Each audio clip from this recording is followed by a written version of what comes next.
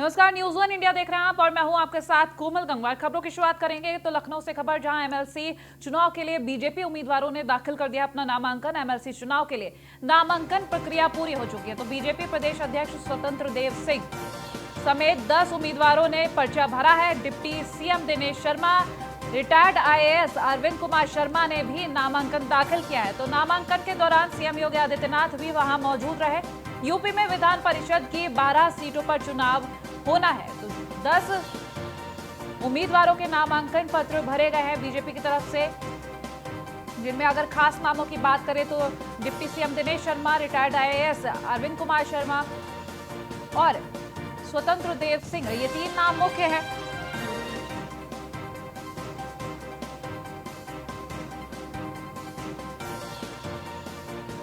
तो एमएलसी चुनाव को लेकर नामांकन प्रक्रिया पूरी हो चुकी है। आज आखिरी दिन था जब ये नामांकन प्रक्रिया समाप्त हुई। तो एमएलसी चुनाव के लिए नामांकन प्रक्रिया बता दें, जब नामांकन प्रक्रिया शुरू हुई थी तब विधानसभा के बाहर की जो तस्वीरें थी इस वक्त हम आपको स्क्रीन पर भी दिखा रहे हैं। काफी भीड़ का हुजूम वहां पर देखा गया, लेकिन वहां पर पुलिस प्रशासन की सख्ती की वजह से किसी को भी अंदर आसानी से एंट्री नहीं दी गई और साथ ही साथ कोविड नियमों का पालन कराने की पूरी तरह से कोशिश की गई है। तो नामांकन प्रक्रिया समाप्त हो गई, लेकिन जो हुजूम देखा गया वो तस्वीरें भी हम आपको दिखा रहे हैं। और अगर हम बात करें विधानसभा के अंदर की तो वहां की भी तस्वीरें हमने आपको दिखाई, और बाहर की तस्वीरों की बात करें तो काफी बड़ा हुजूम देखने को मिला था विधानसभा के बाहर। नामांकन के दौरान सीएम योगी आदित्यनाथ भी मौजूद रहे। वहीं यूपी सरकार के कैबिनेट मंत्री अनिल राजभर ने कहा है कि आज बीजेपी के हर एक कार्यकर्ता के लिए खुशी का दिन है। विधानसभा की तरह अब विधान परिषद में भी भारतीय जनता पार्टी का बहुमत बढ़ा है। भारतीय जनता पार्टी आज भारी उत्साह में है। एक एक वर्कर, एक एक हमारा देवतुल्य कार्यकर्ता अपने उम्मीदवारों के नॉमिनेशन में आया हुआ है। अब उच्च सदन में भी, परिषद में भी भाजपा ने बहुमत की तरफ मजबूती के साथ कदम बढ़ा दिया है। और साथ ही साथ मैं अपने राष्ट्रीय नेतृत्व और प्रदेश के नेतृत्व का भी हम लोग स्वागत करते हैं, अभिनंदन करते हैं। जिस तरह से छोटे छोटे समाज को भी परिषद में अपना उम्मीदवार बनाकर सामाजिक संतुलन और छोटे छोटे समाज के मनोबल को बढ़ाने का काम भारतीय जनता पार्टी ने किया है, उसका जितना स्वागत किया जाए उतना कम है। वहीं नामांकन के दौरान बीजेपी प्रत्याशी सलिल बिश्नोई ने न्यूज़ वन इंडिया से खास बातचीत की है, देखिए। भारतीय जनता पार्टी ने उत्तर प्रदेश विधान परिषद के लिए सलिल बिश्नोई जी को प्रत्याशी बनाया है। सलिल बिश्नोई जी, आप बिश्नोई समाज से आते हैं, तमाम समस्याएं हैं बिश्नोई समाज की जिनको आप निरंतर उठाते रहे। अब जब आप विधान परिषद में जा रहे हैं तो आगे की क्या तैयारियां रहेंगी? बिश्नोई समाज पर्यावरण के प्रति समर्पित है और मैं हमेशा पर्यावरण के संरक्षण के लिए प्रयास करता रहा। मैं इस समय भारतीय जनता पार्टी के कार्यकर्ता के नाते हूं, ना कि बिश्नोई समाज के प्रतिनिधि के नाते। पार्टी हमें जो जिम्मेदारी देगी उसको हम निर्वहन करेंगे और पर्यावरण के संरक्षण के लिए भी हम पूरा काम करेंगे। जिस तरीके से एक नई जिम्मेदारी आपको मिली है, आगे मंत्रिमंडल का विस्तार भी होना है, क्या किस रूप में देखते हैं आप, किस तरीके की जिम्मेदारी आप? देखिए, ये हमारे लिए नई जिम्मेदारी नहीं है। हम 3 बार विधायक रह चुके हैं, जनता से चुन के गए हैं। इस बार संगठन ने हमें दूसरी भूमिका दी है, उस भूमिका का निर्वाह करें। धन्यवाद हमसे बात करने के लिए। तो हमसे बात कर रहे हैं, इनका साफ तौर पे कहना है कि संगठन और भारतीय जनता पार्टी ने जिस तरीके की उनको जिम्मेदारी दी है वो अपनी जिम्मेदारी का पूरा निर्वाह करेंगे। कैमरा पर्सन हमजा के साथ Puneet Mohan, news one India, Lucknow. तो वहीं नामांकन के दौरान बीजेपी कार्यकर्ताओं का हुजूम उमड़ पड़ा। बता दें, नामांकन पर हमारे संवाददाता पुनीत मोहन की एक खास रिपोर्ट देखिए। भारतीय जनता पार्टी ने आज उत्तर प्रदेश विधान परिषद की 12 सीटों के लिए 10 प्रत्याशियों को मैदान में उतारा है। 10 प्रत्याशियों का सफलतापूर्वक नामांकन हो गया है। हालांकि 11वें प्रत्याशी के लिए अभी बीजेपी ने कार्ड नहीं खोले हैं। डॉक्टर दिनेश शर्मा ने भी मीडिया से बात करते हुए इस बात को स्पष्ट कहा कि 10 प्रत्याशी के लिए अभी विचार किया गया है, 11वें प्रत्याशी के लिए आगे विचार विमर्श होगा। सीधे तौर पे कहीं ना कहीं आज अरविंद शर्मा, जो गुजरात से आए हैं, पीएम मोदी के खास बताए जाते हैं, मीडिया से बात करते हुए कतराते रहे या कहीं मीडिया से बचते हुए नजर आए। हमने भी उनसे तमाम सवाल पूछने चाहे, लेकिन उन्होंने किसी बात का जवाब नहीं दिया। हालांकि आज भारतीय जनता पार्टी में खुशी की लहर है, कार्यकर्ताओं में उत्साह है, क्योंकि 10 प्रत्याशी सफलतापूर्वक नामांकन कर चुके हैं और सीधे तौर पर जिन 10 प्रत्याशियों को पार्टी ने प्रत्याशी बनाया है, सभी जातियों का ध्यान रखना है। इसी वजह से भी प्रत्याशी बनाए गए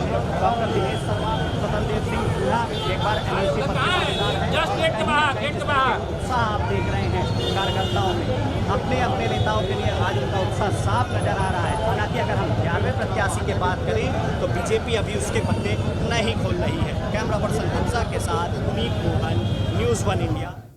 और बुलंदशहर से खबर, जहां एसएसपी दफ्तर में प्रेमी जोड़े की शादी हुई है। एसएसपी ने प्रेमी जोड़े की शादी कराई है। प्रेमिका अपने सिपाही प्रेमी की शिकायत लेकर आई थी थाने में, तो कोर्ट से बुलाए गए वकील से पूरी कराई गई कोर्ट मैरिज की प्रक्रिया। औरैया में तैनात है दूल्हा सिपाही गौरव। एसएसपी ने थाने में दोनों की शादी कराई है। प्रेमिका अपने सिपाही प्रेमी की शिकायत लेकर आई थी। बुलंदशहर से खबर हम आपको बता रहे हैं, जहां एसएसपी ने प्रेमी जोड़े की शादी कराई है। एसएसपी दफ्तर में ही ये शादी कराई गई है। तो प्रेमिका अपने सिपाही प्रेमी की शिकायत लेकर आई थी थाने कोर्ट, जहां कोर्ट से बुलाए गए वकील से पूरी कराई गई है मैरिज प्रक्रिया। औरैया में तैनात है ये दूल्हा सिपाही गौरव।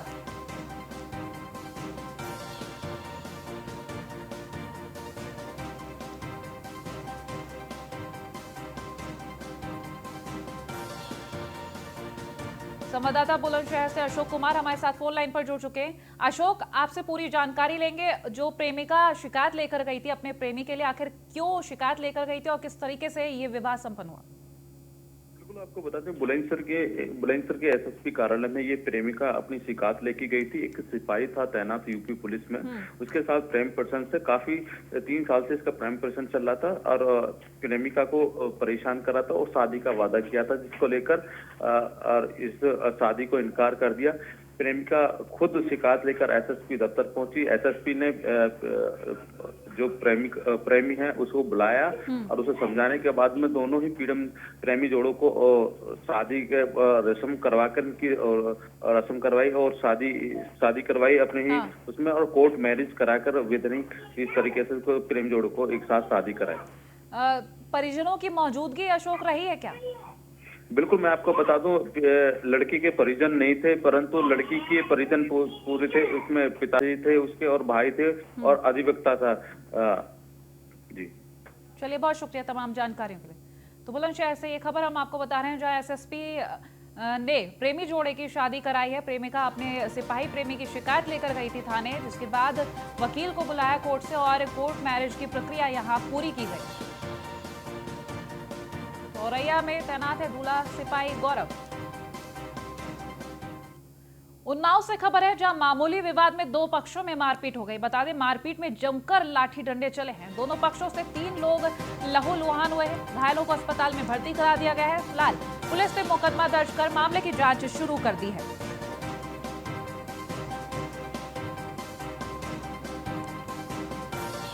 उन्नाव से एक खबर हम आपको बता रहे हैं, जहां मामूली विवाद में 2 पक्षों में मारपीट हुई है।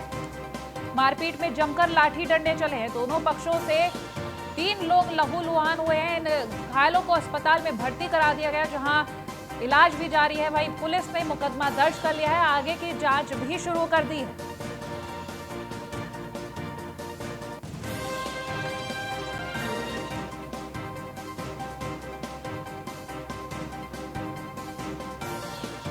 मामूली विवाद को लेकर 2 पक्षों में जमकर मारपीट हुई, जमकर लाठी डंडे चले हैं, जहां दोनों पक्षों से 3 लोग गंभीर रूप से घायल हुए, जिनको इलाज के लिए अस्पताल में भर्ती कराया गया। वहीं पुलिस भी मौके पर पहुंची, जहां पुलिस ने मामला दर्ज कर आगे की जांच शुरू की।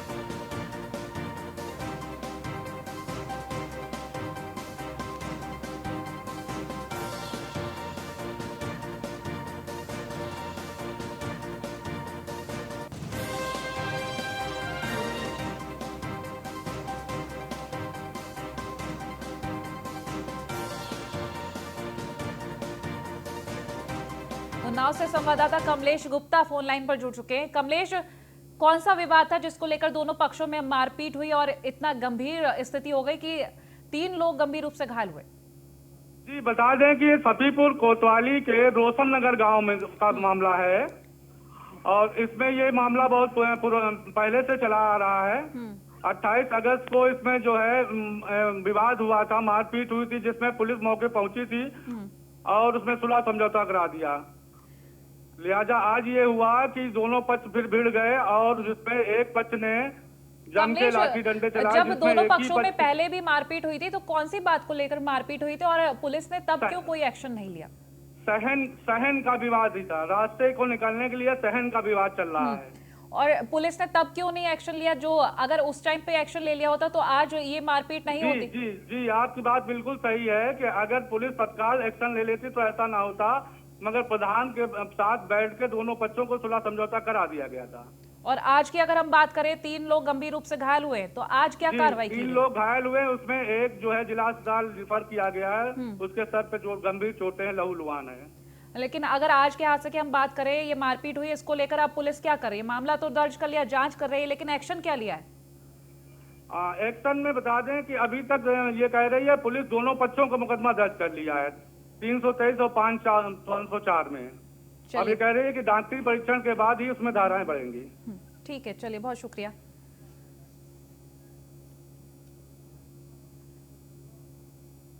आगरा से खबर, जहां हादसों पर मेयर नवीन जैन की अच्छी पहल आई है। बता दें, यमुना एक्सप्रेसवे, लखनऊ एक्सप्रेसवे पर वाहनों पर बैन लगाया जाएगा। रात 8 बजे से सुबह 8 बजे तक वाहनों को प्रतिबंधित कर दिया जाएगा। तो मेयर ने हादसों के लिए प्रशासन को दोषी ठहराया है। वाहनों के प्रतिबंध को लेकर मेयर ने सीएम योगी को पत्र भी लिखा है।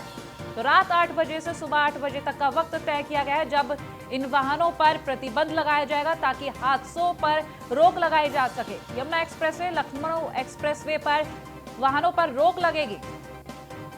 तो मेयर नवीन जैन की ये अच्छी पहल हादसों को लेकर, यमुना एक्सप्रेसवे, लखनऊ एक्सप्रेसवे पर वाहनों पर बैन लगेगा। रात 8 बजे से सुबह 8 बजे तक वाहनों को प्रतिबंधित कर दिया जाएगा। तो मेयर का कहना कि हादसों के लिए प्रशासन दोषी है। वाहनों को प्रतिबंध करने को लेकर मेयर ने सीएम योगी आदित्यनाथ को भी पत्र लिखा है।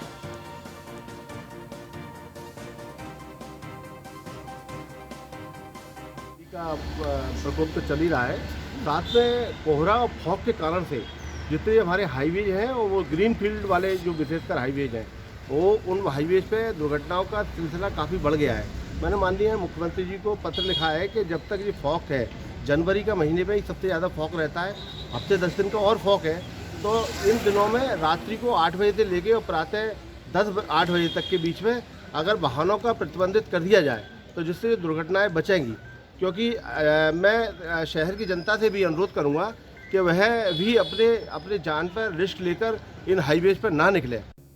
वहीं बदायूं में राष्ट्रीय सेवा योजना के तहत सहसवान के प्रीतम नगर महाविद्यालय के छात्र छात्राओं ने जागरूक अभियान चलाया। इस दौरान उन्होंने गांव वालों को पल्स पोलियो के बारे में जानकारी दी। बच्चों ने गांव वालों को जानकारी देते हुए बताया कि वो अपने बच्चों को समय समय पर पल्स पोलियो अभियान के तहत टीकाकरण जरूर लगवाएं और इस अभियान में बढ़ चढ़कर हिस्सा लें।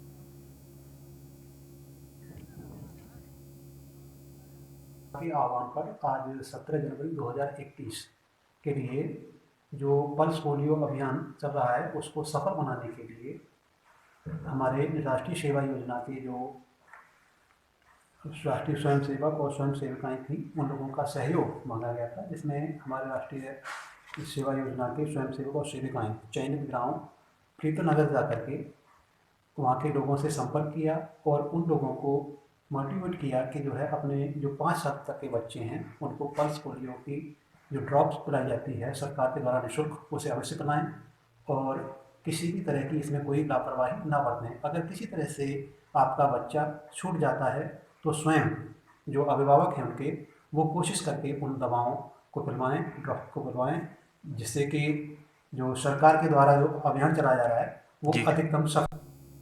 और इटावा में सड़क सुरक्षा को लेकर भारत सरकार द्वारा आयोजित कार्यक्रम की शुरुआत की गई। सड़क सुरक्षा को लेकर सरकार 18 जनवरी से 17 फरवरी तक यह अभियान चलाएगी। जिलाधिकारी श्रुति सिंह ने कचहरी परिषद में सड़क सुरक्षा अभियान की शुरुआत की। बाइक रैली को हरी झंडी दिखाकर यहां शुरुआत की गई है। तो इस दौरान ARTO ब्रजेश यादव ने बताया कि यह अभियान पूरे 1 महीने तक चलाया जाएगा, जिससे सड़क पर चलने वाले लोगों की सुरक्षा हो सके और सड़क हादसे कम किए जा सके। 18 जनवरी से 17 फरवरी ये तारीख तय की गई है जब तक ये अभियान चलेगा।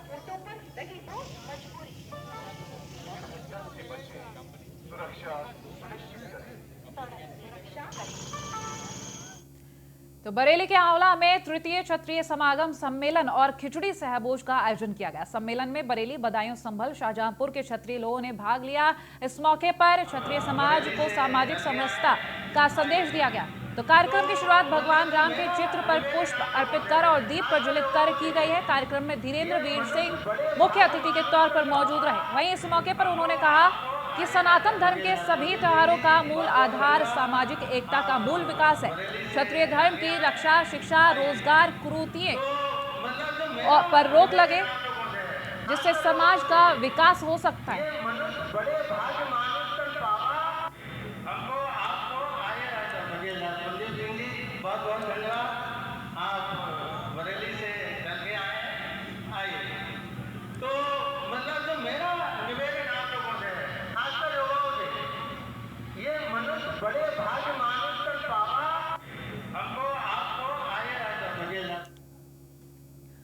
और प्रयागराज से खबर, जहां पुलिस और बदमाशों के बीच मुठभेड़ हुई। मुठभेड़ में शिवम हत्याकांड का मुख्य आरोपी गिरफ्तार किया गया है। तो खीरी पुलिस ने मुठभेड़ में इस आरोपी को गिरफ्तार किया है। लंबे समय से ये बदमाश की तलाश थी पुलिस को, तो आज बड़ी कार्रवाई करते हुए शिवम हत्याकांड का मुख्य आरोपी गिरफ्तार कर लिया गया है।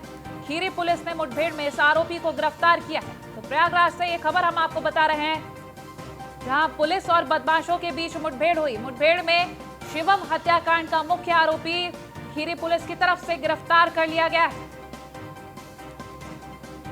तो लंबे समय से बदमाश की तलाश कर रही थी पुलिस।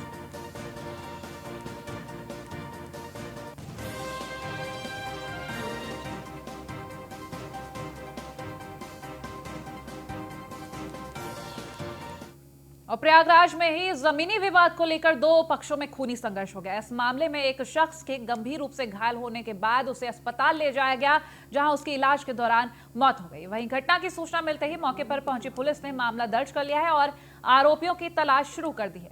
फिलहाल मामले में एसपी सौरभ दीक्षित ने घटनास्थल पर पहुंचकर परिजनों से बातचीत भी की है।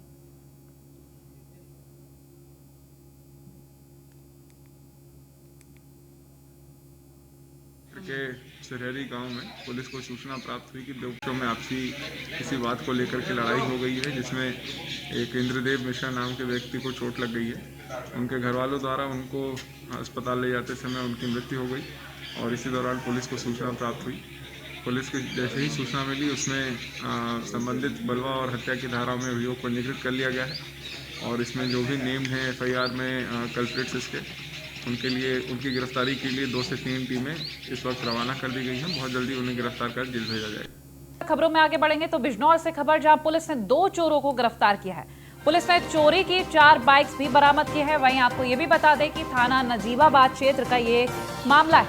तो पुलिस ने चोरों को गिरफ्तार किया, साथ ही साथ चोरी की 4 बाइक्स भी बरामद की गई हैं। बिजनौर से एक खबर हम आपको बता रहे हैं, जहां पुलिस ने 2 चोरों को गिरफ्तार कर लिया है। बिजनौर के नजीबाबाद क्षेत्र का ये मामला बताया जा रहा है। चोरी की 4 बाइक्स भी बरामद की हैं।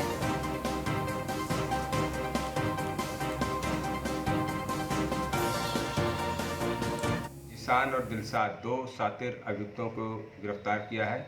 इस चोरी में पहले भी जेल जा चुके हैं। इनके कब्जे से चोरी की 4 मोटरसाइकिल, 2 अपाचे, सुपर स्प्लेंडर और एक्टिवा गाड़ी बरामद किया गया है। इनकी हिस्ट्री शीट खुली जाएगी। इनको पुलिस कस्टडी रिमांड पर लेकर के इनके कौन कौन से साथी थे या इनके द्वारा अन्य कौन कौन सी चोरी घटनाएं की गई हैं, इसका पता लगा जाए। और उस्मान मंसूरी फोन लाइन पर हमारे साथ जुड़ चुके हैं, उनसे पूरी जानकारी लेंगे। उस्मान, 2 चोर गिरफ्तार किए गए, 4 बाइक्स बरामद की गई, लेकिन क्या ये किसी गिरोह के हैं सदस्य या फिर अकेले ही चोरी की वारदात को अंजाम देते थे? मैं बताना चाहूंगा जनपद बिजनौर के नजीबाबाद का ये पूरा मामला है, जहां पर जो है पुलिस चेकिंग कर रही थी। चेकिंग के दौरान जो है 2 चोर जो गिरफ्तार किए गए। इन चोरों के पास जो है 4 मोटरसाइकिल बरामद किए गए हैं। जी उस्मान, साथ ही साथ ये भी बताइए, क्या ये किसी गिरोह के सदस्य हैं? जी बिल्कुल, ये बताया जा सकता है। अभी पुलिस का जो कहना है, साफ तौर पर यही कहना है कि अभी जो है 2 को गिरफ्तार किया है और इनसे पूछताछ जारी है और भी जो है मामला सामने आ रहा है। जी चलिए, बहुत शुक्रिया तमाम जानकारियों के लिए। तो बिजनौर से ये खबर हम आपको बता रहे हैं, पुलिस ने 2 चोरों को गिरफ्तार किया है। इनसे 4 बाइक्स भी बरामद की हैं और हालांकि जांच भी जारी है, पूछताछ की जा रही है इन दोनों से। आगे किस तरीके से पता चलेगा कि क्या ये किसी गिरोह के सदस्य या फिर अकेले ही चोरी की वारदातों को अंजाम देते थे। और हमीरपुर में दूध डेयरी संचालक ने पड़ोसी युवक को पीटा है। युवक को लोहे की रॉड से पीटा गया। बता दें, पुलिस ने एक आरोपी को हिरासत में ले लिया है और पीटने का वीडियो सोशल मीडिया पर वायरल हुआ है। तो वो वीडियो भी इस वक्त हम आपको दिखा रहे हैं कि कितनी बेरहमी से ये पिटाई की जा रही है। तो एक आरोपी को हिरासत में लिया गया है। युवक को लोहे की रॉड से पीटा जा रहा है। वीडियो हम आपको दिखा रहे हैं। लोहे की रॉड से पड़ोसी युवक को पीटा है दूध डेयरी संचालक ने।